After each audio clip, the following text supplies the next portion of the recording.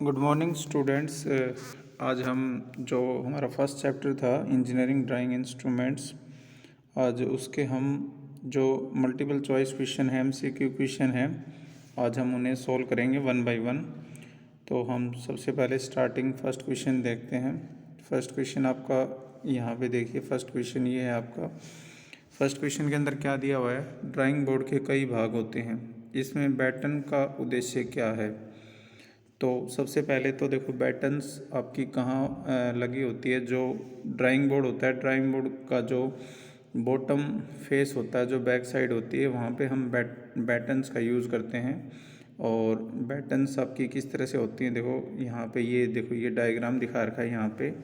ये जो एक्स दिखा रखा है, एक्स क्या है आपका, यहाँ पे ये बैटन्स आपका देखिए, ये जो है ये आपके बैटन्स हैं।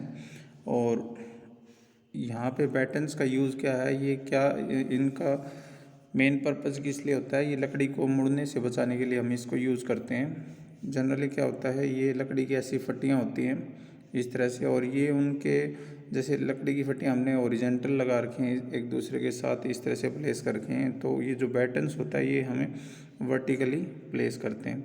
तो ये जनरली क्या होता है, जैसे लकड़ी की जो प्रॉपर्टी होती है, लकड़ी जैसे जब गर्मियों का सीज़न होता है तो लकड़ी अपनी सिकुड़ती है, और जब मॉइस्चर होता है, जब बारिश का मौसम होता है, तो जो लकड़ी होती है उसमें फैलावट आती है ड्यू टू मॉइस्चर्स, वो आपकी मतलब स्वेलिंग होती है लकड़ी के अंदर। तो ये जो बैटन्स होती हैं, बैटन्स क्या करेंगी, बैटन्स उसको प्रिवेंट करेंगे, उसको रोकेंगे लकड़ी को फैलने से और सिकुड़ने से। तो यहाँ पे देखो 4 ऑप्शन दिए हुए हैं क्वेश्चन 1 के अंदर। बोर्ड को मुड़ने से बचाना, स्ट्रिप को सहारा देना, स्ट्रिप को जोड़ना, या टेबल पर टेक देना। तो इसमें सबसे राइट आंसर है आपका बोर्ड को मुड़ने से बचाना। अब उसके बाद देखो नेक्स्ट सेकंड क्वेश्चन है आपका, बोर्ड ड्राइंग बोर्ड का वह भाग जिस पर टी स्क्वेयर का टी स्क्वेयर का स्टॉक स्लाइड करता है, उसको क्या कहलाते हैं। तो देखो यहाँ पे आपका ये जो सिरा होता है, जैसे ये आपका सपोज करो ये आपका ड्राइंग बोर्ड है, तो ड्राइंग बोर्ड का ये जो सिरा है, इस सिरे पे हमने जैसे डिस्कस किया था, एक हार्ड लकड़ी की 4 या 5 mm की एक फट्टी लगाई जाती है। तो जो हमारा टी स्क्वेयर होता है, देखो ये टी स्क्वेयर यहाँ पे दिखा रखा है। टी स्क्वेयर कहाँ पे स्लाइड करता है, टी स्क्वेयर में देखो ये ब्लेड है आपकी, और इसको हेड या स्टोक बोलते हैं। तो ये हेड या स्टोक आपका इस तरह से यहाँ पे इस तरह से ये लगा होता है आपका टी, इस तरह से। तो ये जो होता है ये एबोनी एज होता है, जहाँ पे हम वो जो टी स्क्वेयर है वो आपका स्लाइड करता है। तो इसका राइट आंसर है सी, एबोनी एज। ड्राइंग बोर्ड का वह भाग जिस पर टी स्क्वायर का स्टॉक स्लाइड करता है एबोनी एज कहलाता है। अब जैसे क्वेश्चन नंबर 3 है आपका, क्वेश्चन नंबर 3 भी सेम वही है। ड्राइंग बोर्ड के चिन्हित भाग का एक्स नाम बताओ। ये आपने जो एक्स यहाँ पे शो कर रखा है इसका नाम बताना है। इसका नाम आपका एबोनी एज या वर्किंग एज हो जाएगा। अब क्वेश्चन नंबर 4 है आपका। क्वेश्चन नंबर 4 में आपको एक्स शो कर रखा है, एक्स को बताना है। तो एक्स आपका क्या होता है, बैटन। अब उसके बाद देखो नेक्स्ट आपका क्वेश्चन नंबर 5, इसमें आपको ड्राइंग बोर्ड के साइज़ के बारे में बताना है।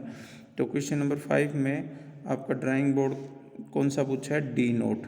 तो डी नोट का साइज़ होता है आपका ये 1500 × 1000 × 25 mm, ये डी नोट है। फिर उसके बाद D1 आपका ये D1 है ऊपर वाला, फिर आपका थर्ड वाला D2 है, और ये B जो है B आपका D3 है, इस तरह से। तो ये ड्राइंग बोर्ड डी नोट है। तो डी नोट का आपका साइज़ क्या होता है, 1500 लंबाई गुणा चौड़ाई और उसकी मोटाई, ड्राइंग बोर्ड की जो आपकी मोटाई हो जाएगी। अब उसके बाद देखो क्वेश्चन नंबर 6 है। क्वेश्चन नंबर 6 में आपका ड्राइंग D1, डी नोट क्या था आपका 1500 था, और D1 कौन सा हो जाएगा 1000 × 700 × 25 mm, ये आपका D1 का ड्राइंग बोर्ड का साइज़ है। उसके बाद देखो क्वेश्चन नंबर 7, क्वेश्चन नंबर 7 में है आपका, ये क्वेश्चन नंबर 7 है, ड्राइंग बोर्ड में प्रयोग होने वाली लकड़ी में कौन सा गुण नहीं होना चाहिए।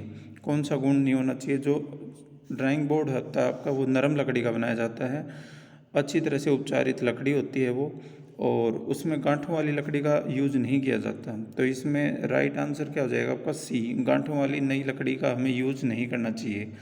ठीक है, बिना गांठ रहित और अच्छी तरह उपचारित नरम लकड़ी का हमें प्रयोग करना चाहिए ड्राइंग बोर्ड को बनाने के अंदर।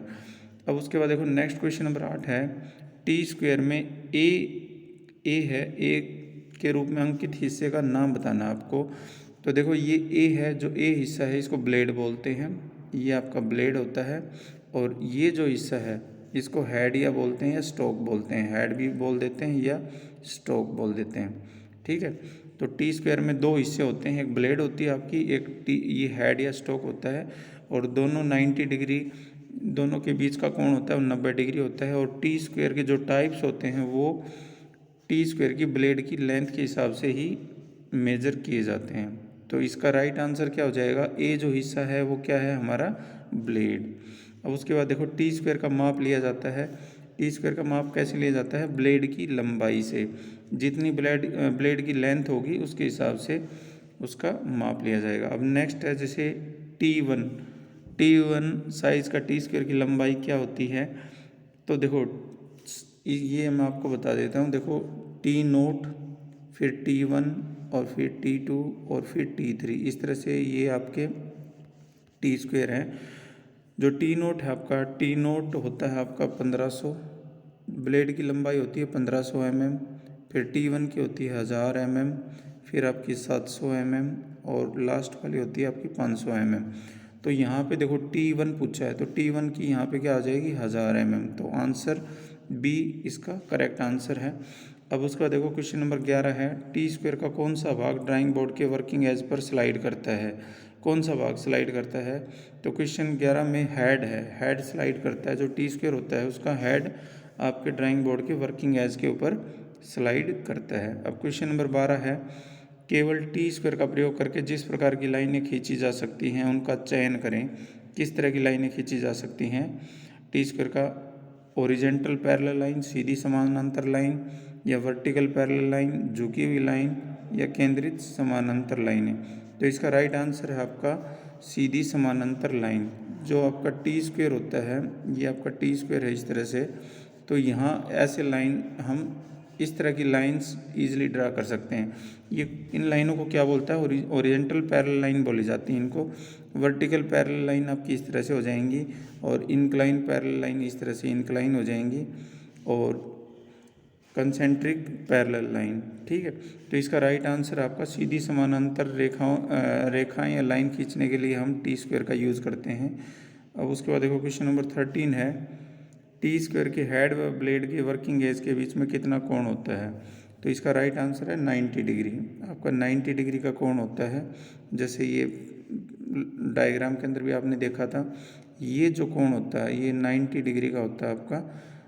ब्लेड का और हेड का जो एंगल होता है वो 90 डिग्री होता है। उसके बाद देखो नेक्स्ट क्वेश्चन आपका, निम्न में से कौन सा टी स्क्वायर का उपयोग नहीं होता। क्वेश्चन नंबर 14, ओरिजेंटल समानांतर लाइन लगाने के लिए हम इसका यूज़ करते हैं, सेट स्क्वायर को सहारा देने के लिए भी यूज़ करते हैं, पेपर कटिंग के समय स्ट्रेट एज का काम करता है, ये नहीं करता। आंसर सी है इसका करेक्ट आंसर। इस काम के लिए हम टी स्क्वायर का यूज़ नहीं करते।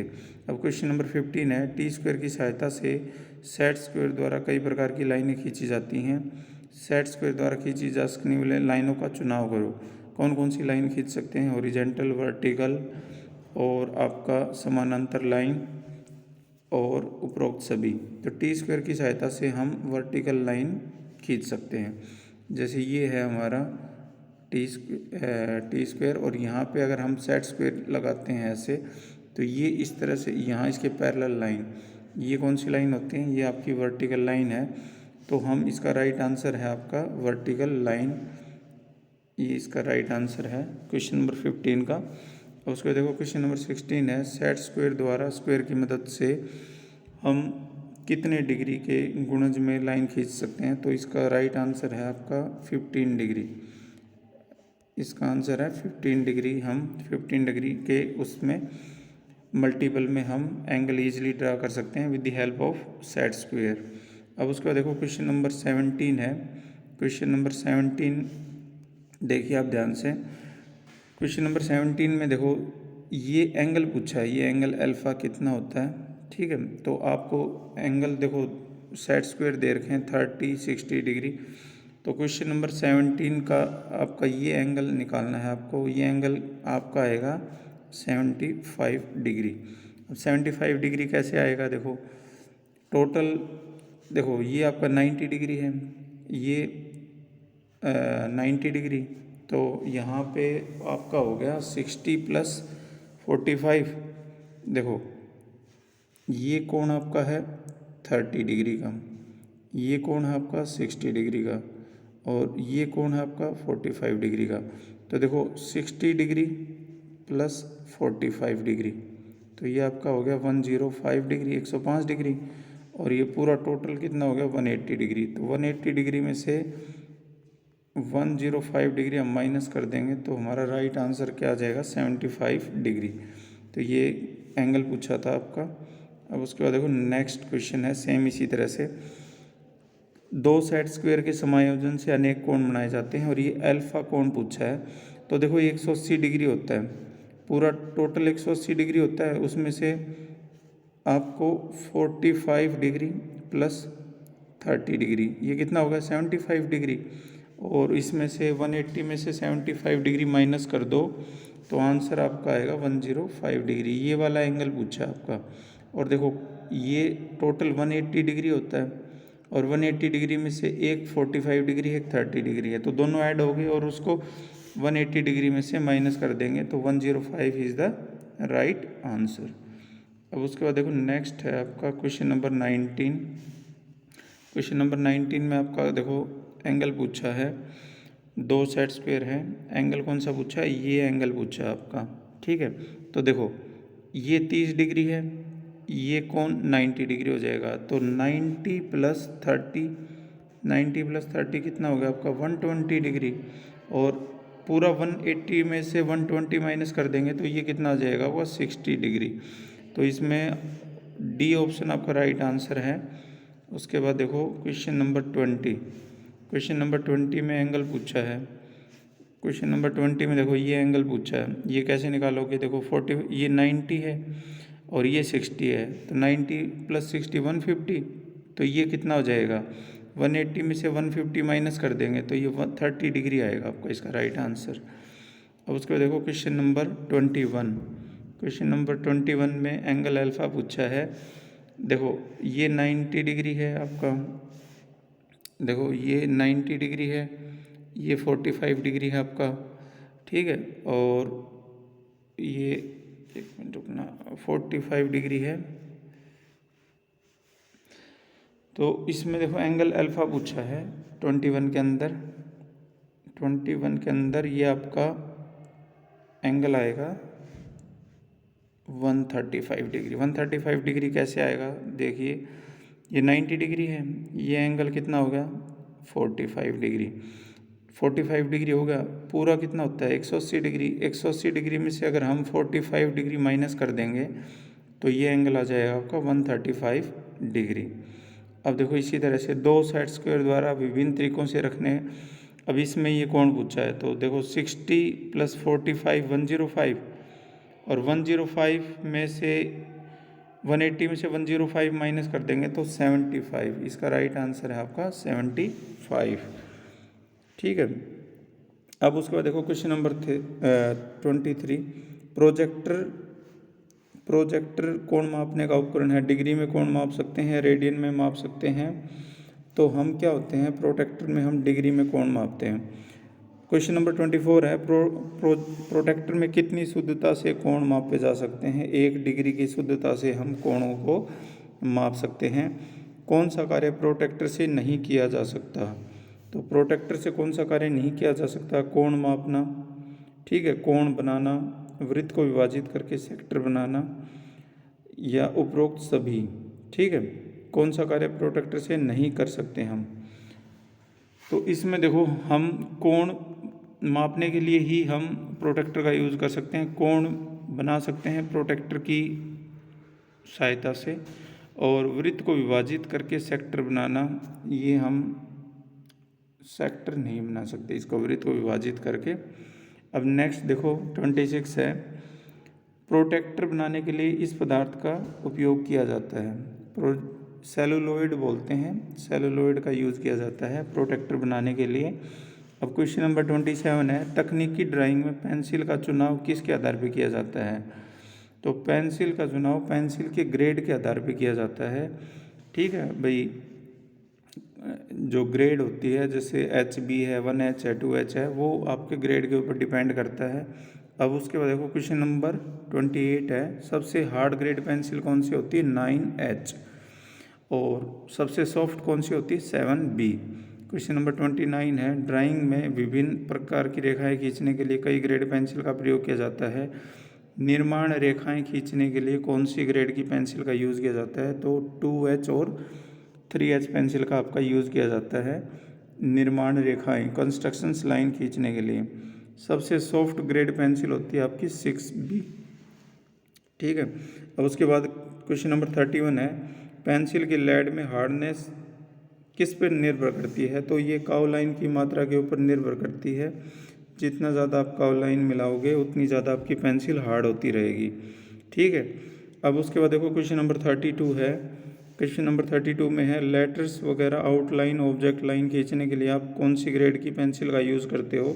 तो H और 2H पेंसिल का यूज़ किया जाता है लेटर्स वगैरह बनाने के लिए, आउटलाइन बनाने के लिए। ठीक है, इसके लिए। और अब है क्वेश्चन नंबर 33।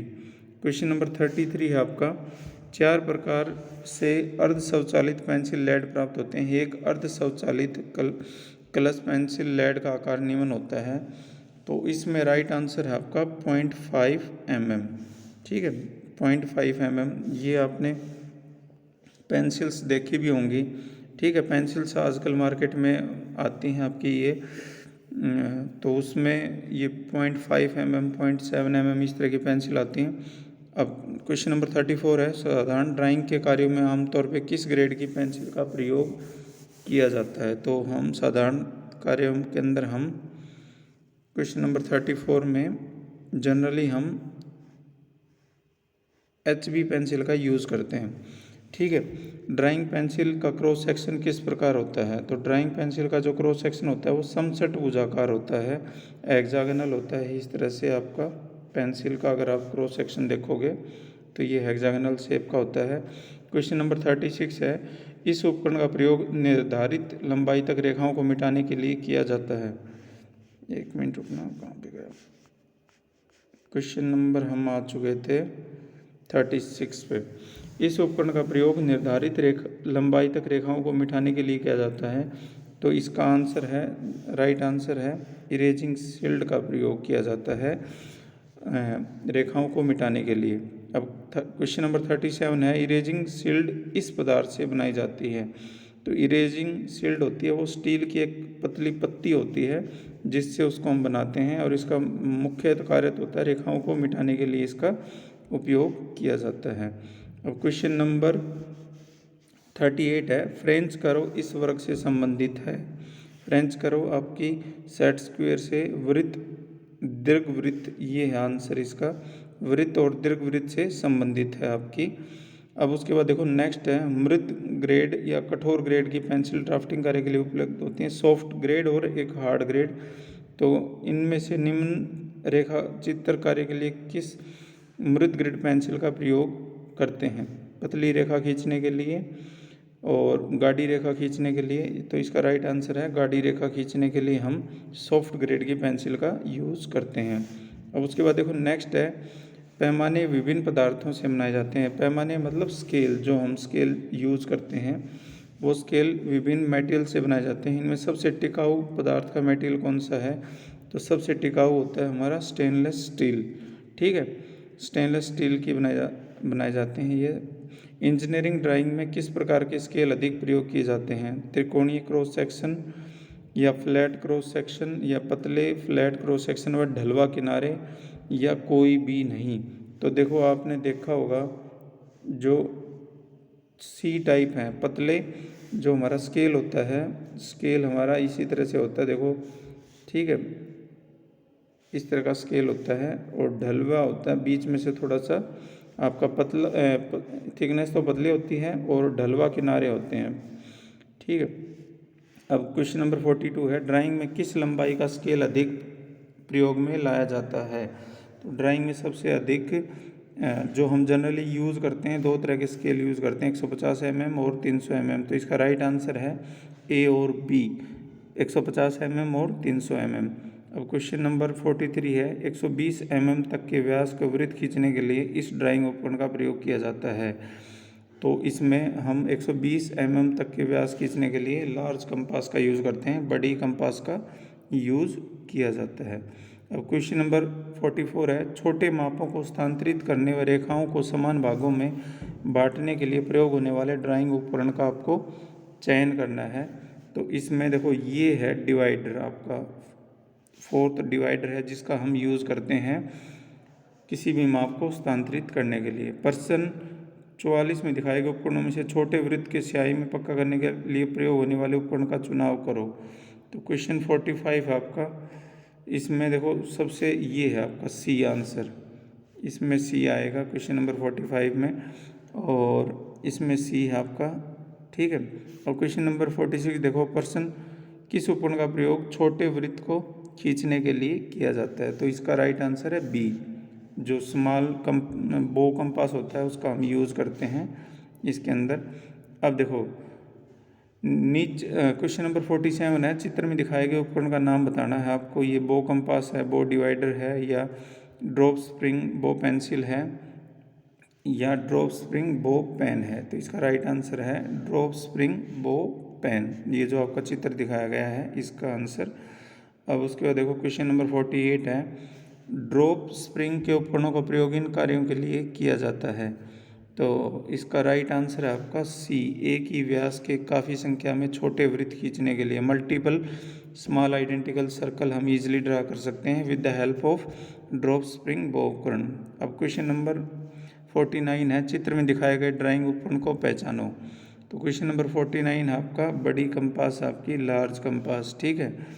और उसके बाद क्वेश्चन नंबर 50 है, तकनीकी ड्राइंग में इस प्रकार की ड्राइंग शीट प्रयोग में लाई जाती हैं।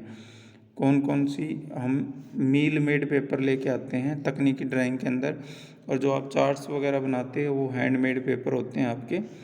और क्वेश्चन नंबर 51 है, आईएएस के अनुसार 6 विभिन्न प्रकार की अनट्रिम ड्राइंग शीट प्रयोग में लाई जाती हैं, इनमें से A4 की आपकी ड्राइंग शीट कौन सी होती है। तो A4 की आपकी इसके अंदर होती है जो आप यूज़ करते हो ये वाली, ठीक है, जो आप A4 नामित शीट होती है, इसमें सॉरी A4 आपकी ये आएगी, A4 है 210, आंसर डी है आपका इसमें करेक्ट आंसर, जो A4 साइज़ आप शीट यूज़ करते हो। अब उसके बाद देखो प्रश्न 51 में A3 साइज़ होता है आपका 297 इंटू 420, ये वाला, इसका आंसर है बी। अब उसके बाद देखो क्वेश्चन नंबर 53 है, नीचे दिए गए कुछ अनट्रिम ड्राइंग शीट के साइज़ दिए गए हैं, इनमें से A5 साइज़ आपको चूज़ करना है। तो A5 साइज़ आपका इसके अंदर राइट आंसर है डी। और क्वेश्चन नंबर 54 में A1 दिखाना है आपको, A1 का राइट आंसर है इसका बी, ठीक है। और क्वेश्चन नंबर 55 में है A2 साइज़ बताना आपको, A2 साइज़ आपका A2 नाम, क्वेश्चन नंबर 55 में A2 साइज़ बताना आपको। तो A2 साइज़ आपका आएगा, इनमें से A2 साइज़ आपका होता है 420 मल्टीप्लाई में 594, ठीक है। अब 56 देखो, आईएएस के अनुसार A4 साइज़ बताना आपको। A4 साइज़ होता है आपका 210 गुणा में 297, तो इसका राइट आंसर है बी। अब A3 साइज़, क्वेश्चन नंबर 53 में A3 साइज़ होता है आपका 297 इंटू 420। इसी तरह से क्वेश्चन नंबर 58 में A1 आपका 594 इंटू 841 होता है। और A2 साइज़ पूछा है क्वेश्चन नंबर 59 में A2 साइज़, तो A2 साइज़ आपका है ये वाला, सी आंसर है। A5 साइज़ है आपका 148, ये वाला, इसमें आंसर ए है, 60 में आंसर ए है आपका। और 61 में आंसर बी है आपका, और 62 में 841 ये आपकी सबसे बड़ी ड्राइंग शीट होती है ए नोट। ठीक है, उसके बाद देखो क्वेश्चन नंबर 63, निम्न नामित ड्राइंग शीट में किस ड्राइंग शीट का क्षेत्रफल 1 वर्ग मीटर होता है? तो इसका राइट आंसर है आपका ए नोट का, ए नोट। 63 का राइट आंसर है आपका ए नोट। अब उसके बाद देखो नेक्स्ट है क्वेश्चन नंबर 64 का राइट आंसर है 1/√2। ठीक है, इस अनुपात में शीट की भुजाओं का अनुपात होता है। अब उसके बाद देखो क्वेश्चन नंबर 65, ड्राइंग शीट में एक साइज अगले शीट क्षेत्रफल में कितना क्षेत्रफल का अनुपात होता है? तो क्वेश्चन नंबर 65 का आपका 1/2। क्वेश्चन नंबर 66 आपका टी स्क्वायर ब्लेड की लंबाई के अनुसार 4 साइज होते हैं। इसमें टी नोट है, सबसे बड़ा साइज होता है 1500 mm। ठीक है, T3 जैसे टी नोट हमारा 1500 होता है, T1 हमारा 1000 होता है, और T2 हमारा 700 होता है, और T3 हमारा 500 होता है। तो इस तरह से T3 हम क्या बताएंगे 500, और T2 हमारा क्या हो जाएगा 700, इस तरह से। अब नेक्स्ट है जैसे D3 ड्राइंग बोर्ड आपका सबसे ड्राइंग बोर्ड D3 है, तो D3 का साइज़ होता है इसमें आपका ये 500 गुणा में 300 गुणा में 15 mm। इसी तरह से D2 का बता दोगे आप। और देखो नेक्स्ट क्वेश्चन नंबर 71 है, ड्राइंग बोर्ड के साइज़ में D4 का पर्सन चार्टो। तो D4 का साइज़ होता है आपका 350, 350 मल्टीप्लाई में 250 मल्टीप्लाई में 15, ये होता है D4 का साइज़। ठीक है, अब उसके बाद देखो क्वेश्चन नंबर है 72 में 60/30 के सेट स्क्वायर बनाने वाले, ये ऊपर जो क्वेश्चन दे रखा है, देखो ऊपर जो ये डायग्राम दे रखा है, इसमें ये कोण बताना है आपको। ठीक है, ये एंगल बताना है आपको, ये वाला एंगल बताना है। ये 60 डिग्री है आपका, ये 90 डिग्री है, तो 60 90 150, और ट्राइंगल्स का इंटरनल एंगल्स 180 डिग्री होते हैं, तो ये आपका 30 डिग्री हो जाएगा इसका राइट आंसर।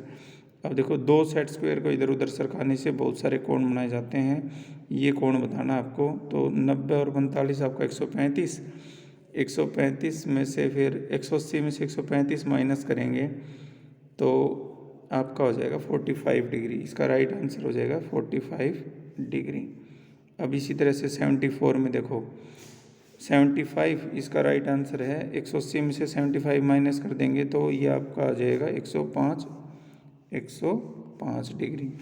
अब ये देखो इस तरह से दे रखा है, देखो एक तो ये दे दिया 30 डिग्री, और एक ये दे दिया 45 डिग्री, और ये पूछ लिया, तो ये पूरा टोटल यहाँ से लेके यहाँ तक 180 डिग्री है। इन दोनों को ऐड करके 180 में से माइनस कर देंगे, ये आंसर आपका आ जाएगा। अब 75 का दे रखा है इसी तरह से। ठीक है, 75 का आंसर आपका देखो एंगल ये दे रखे हैं, 75 का है 75 डिग्री। अब उसके बाद देखो क्वेश्चन नंबर 76 है, तकनीकी ड्राइंग में पेंसिल का चुनाव कैसे किया जाता है? तो तकनीकी ड्राइंग के अंदर हम लाइन वर्क के हिसाब से पेंसिल का चुनाव करते हैं, तो इसका राइट आंसर है ये 77 का। देखो 77 का आपका टी स्क्वायर की शुद्धता को इस विधि से जांचा जा सकता है। टी स्क्वायर ड्राइंग बोर्ड के ऊपरी किनारे समानांतर लाइन, एक लाइन के नीचे ड्राइंग बोर्ड के टी स्क्वायर को 180 डिग्री के कोण पर घुमाकर लाइन खींचकर। ठीक है, तो इसमें ऑप्शन आपका डी ऑप्शन है करेक्ट ऑप्शन आपका। तो ये बेटा कंप्लीट एक्सरसाइज है फर्स्ट चैप्टर की, और यही आपके इसमें मंथली टेस्ट के अंदर आएंगे, यही क्वेश्चन है। टोटल 77 क्वेश्चन में से ही आपका एग्ज़ाम आएगा अभी मंथली जो टेस्ट होगा, तो आप इसको ध्यानपूर्वक देखें और एक बार इसकी थ्योरी पढ़ें और फिर इसको अटैम्प्ट करें। धन्यवाद।